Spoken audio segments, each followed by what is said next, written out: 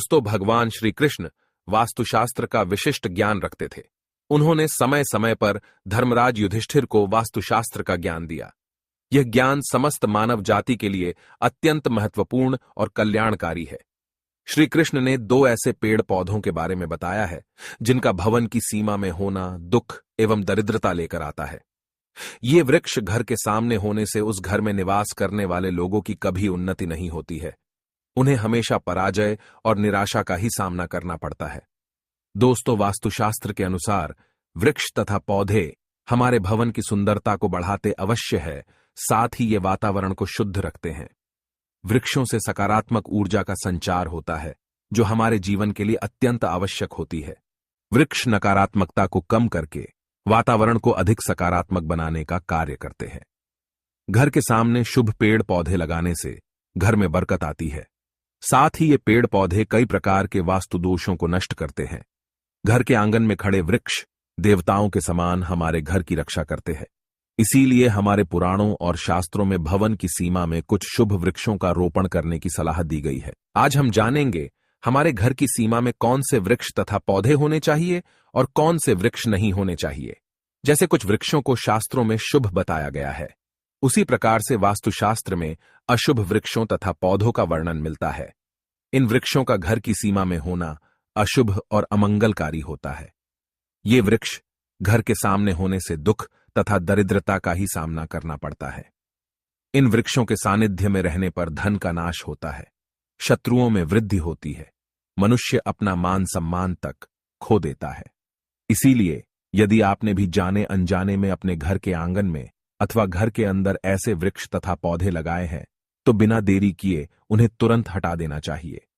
तो चलिए जान लेते हैं मनुष्य को कौन से पेड़ लगाने चाहिए और कौन से नहीं। सबसे पहला है पीपल का पेड़। किसी जलाशय के समीप पीपल का वृक्ष लगाने वाले मनुष्य को जो फल मिलता है वह सैकड़ों यज्ञों के समान होता है। जब पीपल के पत्ते उस जलाशय में गिरते हैं तो वे पिंड के समान होकर पितरों को तृप्ति प्रदान करते हैं। इससे सभी प्रकार के पितृ दोष समाप्त हो जाते हैं। श्री कृष्ण कहते हैं, जो मनुष्य नित्य स्नान करके पीपल को स्पर्श करता है वह सभी पापों से मुक्त होता है और कभी पराजित नहीं होता है। पीपल को स्पर्श करने से लक्ष्मी की प्राप्ति होती है और उसकी प्रदक्षिणा करने से आयु में वृद्धि होती है। पीपल की जड़ में श्री विष्णु, तने में शिव जी और अग्रभाग में ब्रह्मा जी स्थित रहते हैं। सोमवती अमावस्या के दिन पीपल को प्रणाम करने से जो फल मिलता है वह 1000 गाय के दान के बराबर होता है। इस संसार में पीपल के समान कोई वृक्ष नहीं है। साक्षात श्री हरि इस वृक्ष के रूप में पृथ्वी पर विराजमान है। पीपल के वृक्ष को चोट पहुंचाना अथवा उसकी टहनी तोड़ना महापाप माना गया है। ऐसा मनुष्य एक कल्प तक नरक में रहता है और जो पीपल को जड़ से काटता है उसका कभी नरक से उद्धार नहीं होता है। दूसरा है आंवले का वृक्ष। श्री कृष्ण कहते हैं, आंवले का फल समस्त लोकों में प्रसिद्ध और परम पवित्र है। आंवले को लगाने से स्त्री और पुरुष जन्म मृत्यु के बंधन से मुक्त हो जाते हैं। यह पवित्र फल भगवान विष्णु को अत्यंत प्रसन्न करने वाला एवं शुभ माना गया है। इसको खाने से सभी पापों से मुक्ति मिलती है। आंवला खाने से आयु बढ़ती है, उसका जल पीने से रोगों का नाश होता है और आंवले को जल में मिलाकर स्नान करने से दरिद्रता दूर हो जाती है और सभी प्रकार के ऐश्वर्य प्राप्त होते हैं। जिस घर में आंवला सदा मौजूद रहता है उस घर में कभी दैत्य और राक्षस नहीं आते हैं। एकादशी के दिन अगर आंवला मिल जाए तो संसार के सभी तीर्थों से बढ़कर फल प्राप्त होता है। अपने केश में आंवला लगाने वाला फिर से मृत्यु लोक पर जन्म नहीं लेता है। जिस घर के सामने आंवले का वृक्ष होता है वहां पर साक्षात लक्ष्मी नारायण निवास करते हैं। तीसरा है अशोक का वृक्ष।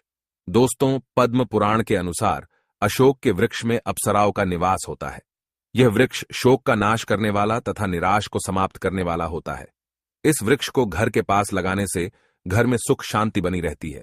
अशोक का वृक्ष शीतलता और यौवन प्रदान करने वाला होता है। मां लक्ष्मी ने जब देवी सीता के रूप में अवतार लिया था तब रावण द्वारा अपहरण करने के बाद उनका वास अशोक वाटिका में था। अशोक के वृक्ष ने मां सीता की बहुत सेवा की थी। इसीलिए मां सीता ने अशोक वृक्ष को यह वरदान दिया था कि जिस भी स्थान पर यह वृक्ष होगा वहां पर उनका सदैव ही निवास होगा। चौथा है पाकड़ का वृक्ष। पद्म पुराण के अनुसार प्रत्येक मनुष्य को पाकड़ का वृक्ष अवश्य लगाना चाहिए। यह वृक्ष लगाने से जो फल मिलता है वह महायज्ञ के समान होता है। कलयुग में मनुष्य यज्ञ नहीं कर पाएंगे, इसीलिए उन्हें एक पाकड़ का वृक्ष अवश्य लगाना चाहिए। पांचवा है नियम का वृक्ष। पद्म पुराण के अनुसार नियम का वृक्ष लगाने से सूर्य देव प्रसन्न होते हैं। नियम का वृक्ष आयु प्रदान करने वाला माना गया है। इसे घर के पास लगाने से नाना प्रकार के रोगों से छुटकारा मिलता है। मां लक्ष्मी को नीम के पत्ते अत्यंत प्रिय होते हैं, इसीलिए वह नीम के वृक्ष के पास निवास करती है।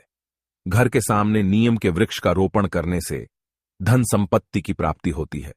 छठा है जामुन का वृक्ष। यदि कोई मनुष्य कन्या प्राप्ति की कामना करता है तो उसे जामुन का वृक्ष अवश्य लगाना चाहिए। पद्म पुराण के अनुसार जिस मनुष्य के घर के सामने जामुन का वृक्ष होता है उसके घर में कन्या का जन्म होता है, जो कुल का गौरव बढ़ाती है। सातवां है बेल का वृक्ष। पद्म पुराण के अनुसार बेल के वृक्ष में भगवान शिव और गुलाब में देवी पार्वती का निवास है। इसीलिए अगर बेल के वृक्ष के पास गुलाब का पौधा लगाया जाए तो शिव पार्वती का आशीर्वाद प्राप्त होता है। उस घर में कभी दुख दरिद्रता नहीं आती है, उस घर में कभी अकाल मृत्यु नहीं होती है और कोई स्त्री विधवा नहीं बनती है। आठवां है नारियल का पेड़। नारियल का पेड़ लगाने से पुरुष अनेक स्त्री का पति बनता है।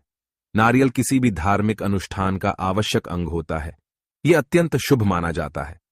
घर के आंगन में नारियल का पेड़ होने से उस घर में हमेशा शुभता होती है और उस घर के सदस्यों का समाज में बहुत मान सम्मान होता है। सुंदर पत्नी की कामना करने वाले मनुष्य को अनार का वृक्ष लगाना चाहिए। पलाश का पेड़ ब्रह्म तेज प्रदान करता है, इसीलिए इसका रोपण अवश्य करना चाहिए। वंश वृद्धि और संतान प्राप्ति की कामना करने वाले मनुष्य को अंकोल का वृक्ष अवश्य लगाना चाहिए। अगर मनुष्य किसी बीमारी से पीड़ित है तो उसे खैर का वृक्ष लगाना चाहिए। खैर का वृक्ष लगाने से बड़े बड़े रोग नष्ट हो जाते हैं। ये वृक्ष आरोग्य प्रदान करने वाला होता है। कुंद अर्थात मोगरे के पेड़ में गंधर्व निवास करते हैं, इसीलिए इस पौधे का रोपण अपने घर के पास करने से कार्यों में सिद्धि और शुभ फलों की प्राप्ति होती है। खासकर कला के क्षेत्र में काम करने वाले लोगों को यह पौधा अवश्य लगाना चाहिए। यदि किसी मनुष्य को चोर और लुटेरों का भी सता रहा है तो उसे अपने घर के पास बेंत का वृक्ष जरूर लगाना चाहिए। यह वृक्ष चोर लुटेरों को भयभीत करता है और घर की रक्षा करता है। चंदन और कटहल के वृक्ष पुण्य और लक्ष्मी प्रदान करते हैं। इन वृक्षों का रोपण करने से दुख दरिद्रता समाप्त हो जाती है। केले का पेड़ भी बहुत शुभ होता है और यह घर में सुख समृद्धि और खुशहाली लाता है। केले के पेड़ में भगवान विष्णु का वास होता है, इसलिए घर में केले का पेड़ होने से घर में धन की कमी नहीं होती है। हर श्रृंगार के पौधे को पारिजात भी कहा जाता है। इस पौधे की उत्पत्ति समुद्र मंथन के समय हुई थी और मां लक्ष्मी भी समुद्र मंथन से ही प्रकट हुई है। इसीलिए पारिजात के पौधे का बहुत अधिक महत्व है। यदि इस पौधे को अपने घर पर लगाते हैं तो आपको मां लक्ष्मी की विशेष कृपा प्राप्त होगी। मनुष्य को कभी भी ताड़ का वृक्ष नहीं लगाना चाहिए। ताड़ का वृक्ष संतान का नाश करने वाला होता है। जिस घर के पास ताड़ का वृक्ष होता है उस घर के संतानों की कभी उन्नति नहीं होती है। मनुष्य को कभी भी अपने घर के पास बहेड़े का वृक्ष नहीं लगाना चाहिए। इस वृक्ष पर प्रेतों का वास होता है। जो मनुष्य बहेड़े का वृक्ष लगाता है वह प्रेत बन जाता है। इसके नीचे बैठकर कभी पूजा पाठ भी नहीं करना चाहिए। सुंदर पत्नी की कामना करने वाले पुरुष को दाख का पेड़ लगाना चाहिए। अगर किसी मनुष्य को शत्रुओं का भय सता रहा है तो उसे केवड़े का वृक्ष लगाना चाहिए। यह शत्रुओं का नाश करने वाला होता है। तो दोस्तों, इस प्रकार से शास्त्रों में इन पेड़ पौधों के बारे में बताया गया है। उम्मीद है आपको यह जानकारी अच्छी लगी होगी। वीडियो